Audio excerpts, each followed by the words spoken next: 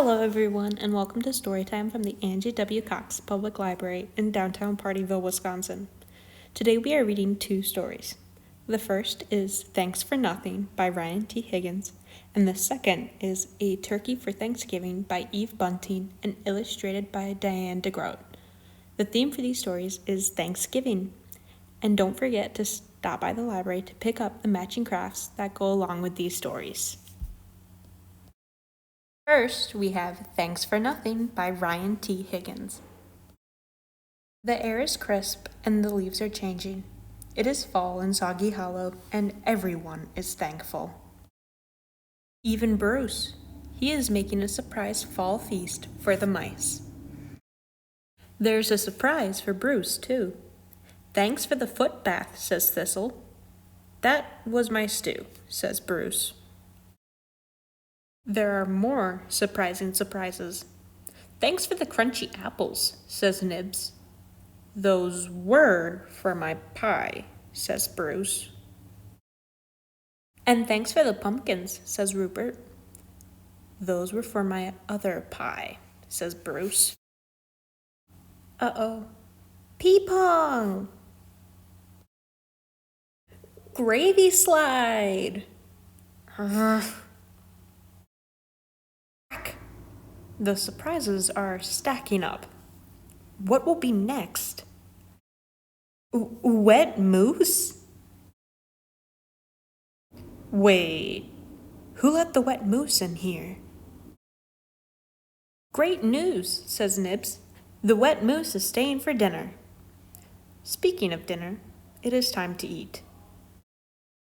But there is no stew, no pie, no other pie, no peas, no gravy, no potatoes, no cranberry sauce, no plates, no tablecloth, no nothing. What's for dinner? Asked Thistle. Nothing, grumbles Bruce.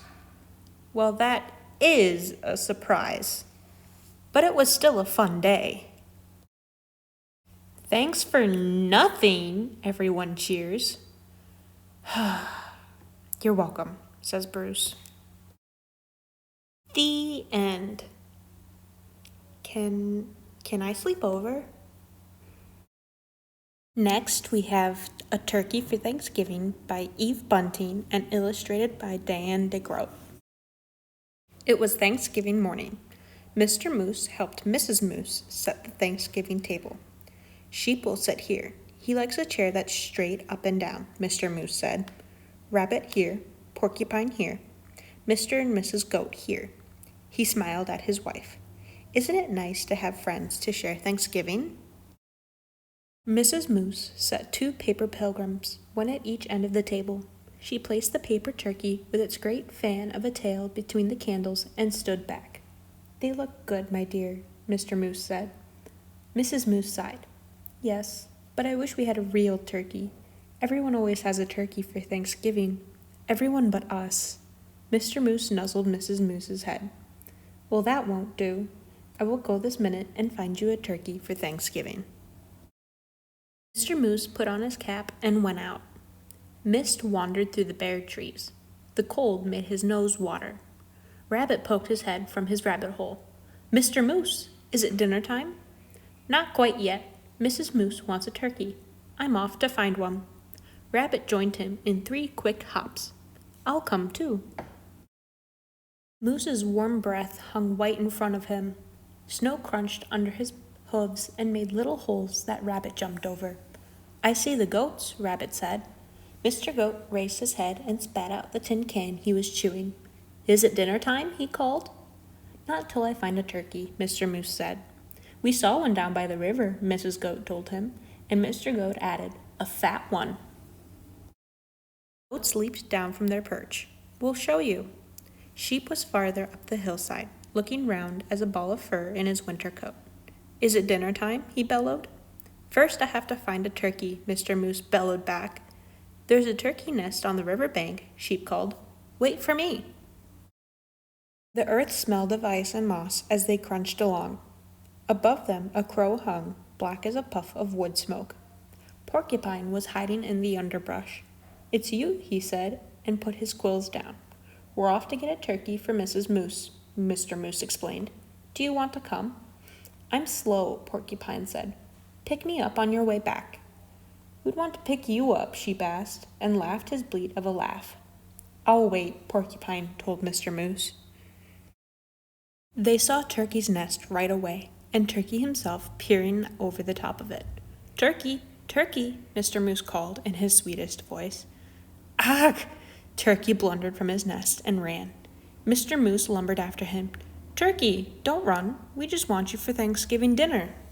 Turkey ran faster. Mr. Moose saw the red and blue sheen of Turkey's neck. Turkey's tail brushed crumbs of snow behind him as he tried to fly.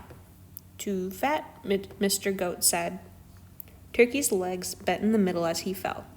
Mr. Moose put a booted hoof on his head and smiled his great toothy smile.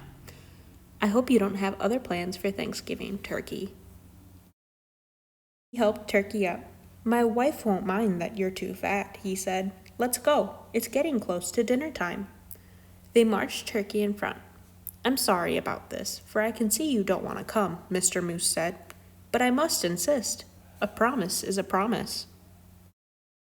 There was a wreath of dried fruit on the moose's door. Inside, the house was filled with Thanksgiving smells. Mr. Moose hid Turkey behind him. "Look who I brought, Mrs. Moose," he said. "Sheep, the goats, Rabbit, and Porcupine." And ta-da! He pushed Turkey around in front of him. "For you, a turkey for Thanksgiving."